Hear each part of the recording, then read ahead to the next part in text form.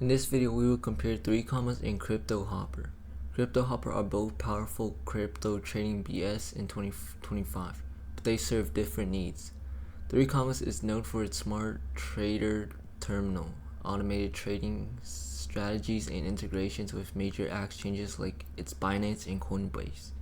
It's ideal for traders who want advanced features like DC, dollar cost agent, BTS, grid bots, and options trading with full customization.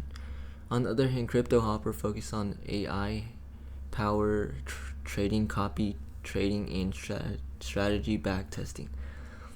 It's great for those who want automated signals, market scanning, and an easy-to-use interface for hands-free trading.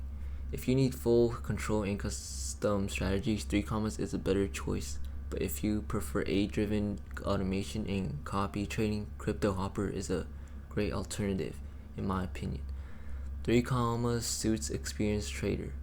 In my opinion, 3Commas suits experienced trader, while Cryptohopper is better for those who want AI assistance. Thanks for watching. Don't forget to like and subscribe.